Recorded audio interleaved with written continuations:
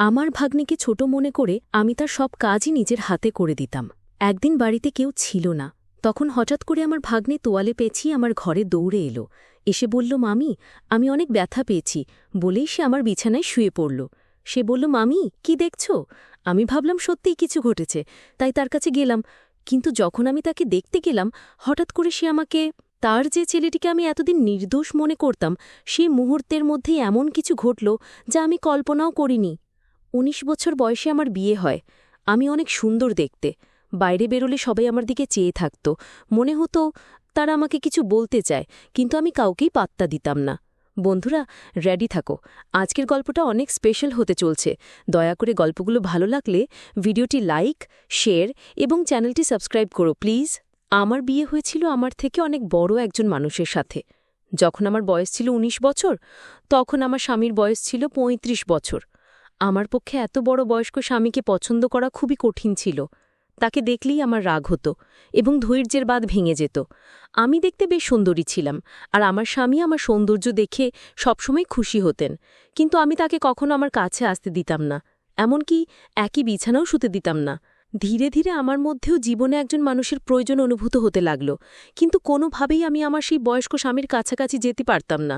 আমার একা একই জীবন কাটছিল। এমন সময় হঠাৎ করে আমার নন্দের ছেলে, অর্থাৎ আমার ভাগ্নে আমাদের বাড়িতে এলো। তার নাম ছিল কুনাল। আমি কুনালকে প্রথমবারের মতো দেখছিলাম, কারণ সে আমাদের বিয়েতেও আসতে পারেনি। সেই সময় সে হোস্টেলে ছিল এবং তার পরীক্ষা চলছিল। বাড়িতে আসার পর কুনাল পরিবারের সবার সাথে কুশল বিনিময় করছিল। তারপর সে আমাকে আলিঙ্গন করল, যা দেখে আমার স্বামী একটু বিরক্ত হয়ে উঠল। পরিস্থিতি স্বাভাবিক করতে আমি কুনালকে জিজ্ঞাসা করলাম, কুনাল, হঠাৎ করে বাড়িতে আসার সুযোগ কিভাবে পেলি? এই প্রশ্ন করার পরেই আমার শাশুড়িমা রেগে গিয়ে বললেন, তুমি কি জানতে চাও আর আমার মেয়ের ছেলে এখানে আসতে পারবে না? আমি বিনয়ের সাথে বললাম, না মা, আমার ওভাবে বলার মানে ছিল না।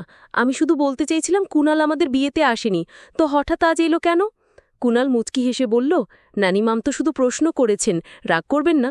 আমার তখন ফাইনাল পরীক্ষা চলছিল, তাই বিয়েতে আসতে পারিনি। তবে এখন আমি এসেছি, আর মামি থেকে অনেক আদর নিয়ে তবেই ফিরব। যখন মন ভরে যাবে তখনই ফিরে যাব। এই কথা শুনে সবাই হেসে উঠল। আমি কুনালের থাকার বিষয়টা জানতে চাইনি, শুধু মজা করে একটা প্রশ্ন করেছিলাম, কিন্তু শাশুড়িমা রেগে গেলেন, তাই আর কিছু বলার সাহস পেলাম না। কিছুক্ষণ পর কুনাল ফ্রেশ হয়ে এলে শাশুড়িমা আমাকে তার জন্য নাস্তা আনতে বললেন। নাস্তা নিয়ে যাচ্ছিলাম, হঠাৎ পা পিছলে প্লেট কুনালের ওপর পড়ে গেল। নাস্তা তার পোশাকে পড়ায় শাশুড়িমা চিৎকার করে বললেন, তাড়াতাড়ি তার পোশাক পরিষ্কার করো। তখন স্বামী বাড়িতে ছিলেন না। আমার স্বামী তখন বাজারের কাজে বাইরে গিয়েছিলেন। শাশুড়িমায়ের বকুনি শুনে আমি ঘাবড়ে গিয়ে রান্নাঘর থেকে একটি কাপড় আনতে গেলাম। কাপড় পরিষ্কার করার আগে আবার জিজ্ঞাসা করলাম, মা, সত্যিই কি আমাকে কুনালের জামা পরিষ্কার করতে হবে? উত্তরে শাশুড়িমা রেগে বললেন, আর কি করবে, ভুলটা তুমি করেছ, তাই তোমাকেই ঠিক করতে হবে। পুরো ব্যাপারটাই কুনাল চুপ ছিল, নিজের জামা পরিষ্কার করার চেষ্টাই করেনি। জামা পরিষ্কার করতে গিয়ে আমি একটু অস্বস্তি বোধ করছিলাম। কুনাল নিজেই পরিষ্কার করতে পারত, কিন্তু সে দাঁড়িয়ে আমাকে কাজটা করতে বলল। আমার সংকোচ হচ্ছিল, আর সে মিষ্টি চোখে তাকিয়ে বলল, মামি, এখানে এইভাবে পরিষ্কার করুন। ধীরে ধীরে নির্দেশনা দিল কিভাবে করতে হবে। ঠিক তখনই আমার স্বামী ফিরে এলেন এবং আমাকে এই কাজ করতে দেখে রেগে বললেন, তুমি এটা কেন করছো? তখন তাকে আমি সব খুলে বললাম, আমি ইচ্ছে করে এটা করছি না, শাশুড়ি মায়ের নির্দেশেই করছি। আমার স্বামীর নাম রাজু। তিনি শাশুড়ি মায়ের দিকে তাকিয়ে বললেন, মা, কুনাল এখন নিজেই শের, আর ছোট্ট নেই যে আমার স্ত্রীর সাথে এভাবে কাজ করানো হবে। যা হয়েছে তা ছিল একটা দুর্ঘটনা। ভবিষ্যতে এমন কোনো কাজ করার চেষ্টা করো না যা একজন পুরুষের কাজ। এই বলে রাজু আমার হাত থেকে কাপড়টা সরিয়ে নিয়ে চলে গেলেন। তিনি যে বাজারে জিনিসপত্র নিয়ে এসেছিলেন তা পাশে রেখেই বেরিয়ে গেলেন। এরপর আমি সেই জিনিসপত্র নিয়ে রান্নাঘরে চলে গেলাম। কুনাল আমার পিছু পিছু এলো। নল থেকে হাত ধোয়ার সময় সে আস্তে আস্তে কিছু বলছিল, যেন তার মনের মধ্যে কিছু ভারী কষ্ট জমে আছে। আমি শুনলাম সে বলছিল, এখান থেকে চলে যাব। আমি অবাক হয়ে বললাম, কুনাল, তুমি তো মাত্র কয়েক ঘন্টা আগে এখানে এসেছ, এত তাড়াতাড়ি চলে যাওয়ার কথা ভাবছো কেন? তখন কুনাল বলল, আমি তো বাইরের মানুষ, তাই হয়তো এখানে থাকার কোনো মানেই নেই। মামিও হয়তো আমাকে বাইরের লোক মনে করেন। মায়ের স্নেহ পেতে এসেছিলাম, কিন্তু হয়তো আমার ভাগ্যে তা নেই। এই কথা বলে সে চলে যেতে চাইল। আমি তখন হঠাৎ করেই তার হাত ধরে ফেললাম। হাতটা একটু জোরে টেনে ফেলায় সে আমার একেবারে কাছে চলে এলো। তখন আমি দ্রুত তাকে সরিয়ে দিয়ে বললাম, দুঃখিত, আমি ভুল করে ফেলেছি। কুনাল, আমি ভুল করে তোমাকে টেনে এনেছিলাম। বলার পর আমি তাকে বোঝানোর চেষ্টা করলাম, কুনাল, রাজুর কথাগুলোকে মন থেকে নিও না। আসলে আমি আমার স্বামীকে তেমন গুরুত্ব দিই না। সে শুধুমাত্র সম্পত্তির জন্য আমার পেছনে ঘুরে বেড়ায়। তোমার পোশাকে কিছু পরলেও আমি পরিষ্কার করতাম, যেমনটা তোমার জামাকাপড় পরিষ্কার করেছি। যদি সত্যি আমার কাছ থেকে আদর স্নেহে পেতে চাও তবে এখানেই থাকো, না হলে রাজুর কথাগুলো মনে রেখে চলে যেতে পারো। এরপর বললাম, দেখো কি করবে। আমার কথা শুনে কুণাল বলল, মামি, সত্যি বলতে আপনার কথাগুলো শুনে আমার সব রাগ গলে গেল। এখন শুধুমাত্র আপনার জন্যই এখানে থাকব। আপনি যদি বলেন তবে এখন থেকে আমি আপনারই, বলেই সে আমাকে আলিঙ্গন করল। কুণালের এমন ছোট ছোট কথাগুলো আমার মনে প্রভাব ফেলছিল। চোখের পলকেই 5 দিন কেটে গেল। এই কদিনে কুণাল বাড়ির একজন সদস্য হয়ে উঠেছিল। প্রতিদিন সকালে আমার স্বামী তাকে দোকানে নিয়ে যেতেন। রাজুর একটি ছোট দোকান ছিল, আর কুণালকে একঘেয়েমি থেকে বাঁচাতে তাকে সঙ্গ নিতেন। কুণাল আসার পর বাড়ির কাজের চাপ বেড়ে গেল। শাশুড়িমা সারাদিন মন্দিরে থাকায় বাড়ির কাজে সহায়তা করতেন না, আর স্বামীর আয়ও কম ছিল, তাই কাজের লোক রাখা সম্ভব ছিল না। একদিন আমি রাজুকে বললাম, রাজু, এত কাজ আর পারছি না, বাড়িতে এখন আরও একজন সদস্য, কিন্তু শাশুড়িমা কোনো সাহায্য করছেন না। আমাদের কথোপকথন শাশুড়িমা শুনে ফেললেন। রেগে ঘরে ঢুকে বললেন, এই বয়সে তুমি আমার কাছ থেকে কাজ করাতে চাও, আর স্বামীর কানেও কথা ঢালছ। এরপর তর্ক শুরু হলো। রাজু এসে বলল, দুজনেই চুপ করো। মা আর আগের মতো কাজ করতে পারেন না, আর আমি কাজের লোক রাখতে পারবো না। যার জন্য বাড়ির কাজ বেড়েছে সেই সাহায্য করবে। তারপর রাজু কুণালের দিকে তাকিয়ে বলল, কুণাল, তুমি দোকানে যাবে না, বাড়িতে থেকে মামের কাজে সাহায্য করবে।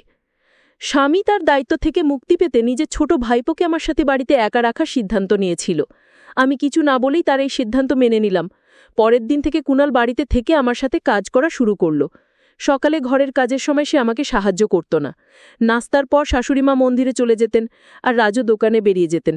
তাদের যাওয়ার পর আমি নাস্তা করতাম এবং কুণাল আমার সাথে বসে খেত। কুণালের কিছু আচরণ আস্তে আস্তে আমার নজরে আসতে শুরু করেছিল।